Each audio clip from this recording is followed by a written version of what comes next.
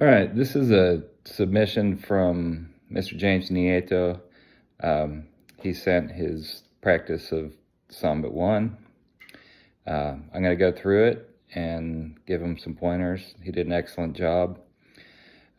This is what we want to do with the Serak Pusat techniques, is learn them step by step, and then later we're going to integrate them more dynamically. But this is how you want to break it down when you practice.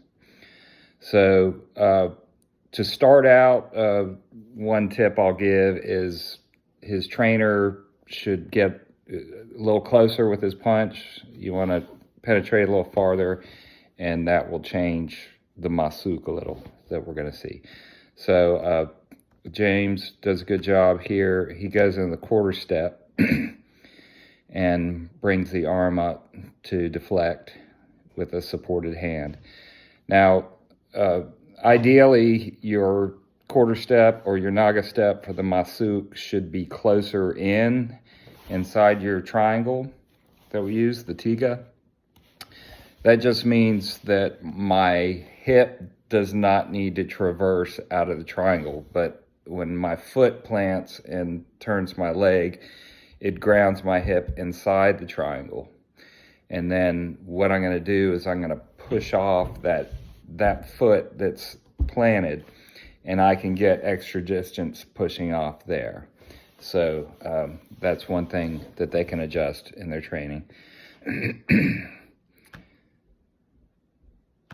Okay, so he does a good job stepping in with the elbow there.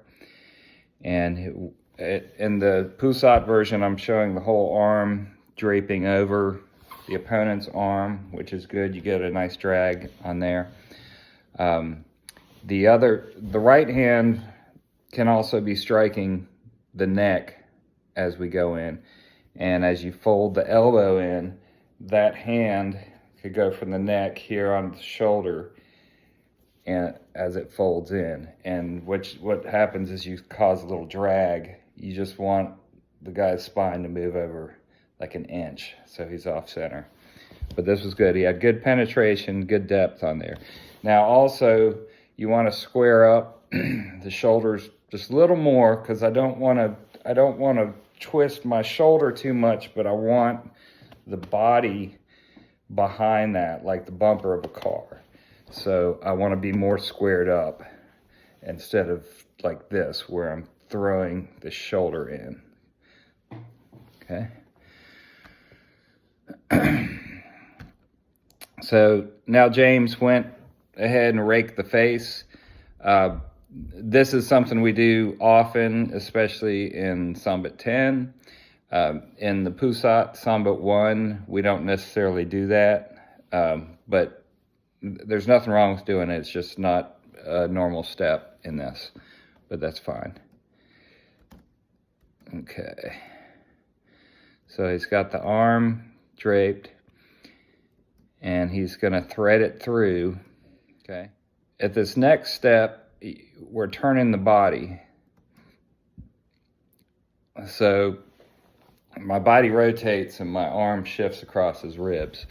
So when you're training this with a partner, what you want to, when you're at that point, you have the elbow, you tell him to throw the other punch, and then you do that turn, and what it's going to do is going to negate the punch, and you'll see his weight will pitch forward a little bit because he started the momentum there. Next, James delivered an upward elbow.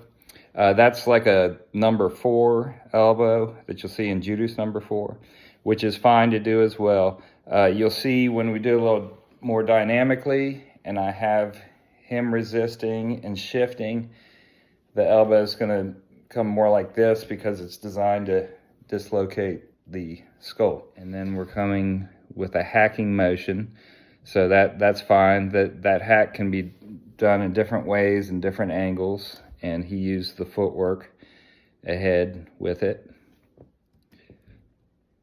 Now, when we do that, after the arm comes over, we want to slip it under his shoulder blade. So you're going to be over his head, and you're going to put your hand under his shoulder here because that's going to prevent the shoot coming in. Now we do a pass. We're passing him down to the ground. And again, doing this pass and throw down here is done for safe training. This is not how we would do it in a street situation. You also have to be very aware to not pass him in front of your groin, because you have to be wary of a stab with the free hand there. But this is the poussat version. So if he swings his left leg back just a little more, it'll pivot his groin out of danger. Okay, down into the kunchi. That's good. So we squash the head, the knees on the back. He's got the arm twist and follows up with a groin shot or rib shot. So this is a excellent example of the way that we want to break down a poussat technique in the Serak system, because each of the poussat sambuts is like a playbook or a study guide. So we want to learn these different facets of it. Later on, we're gonna modify it, and we're gonna extrapolate different throws out of it, different strikes, and other things that make it more potent. But this is very well done. So thanks to James for submitting that.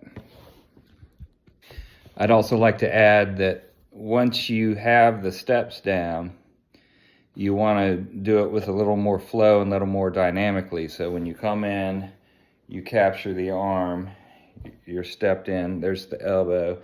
He tries to punch, you hit here, elbow, and you'll see his body start to shake as you're doing this because you're not allowing him to keep base. So this comes in, boom, boom.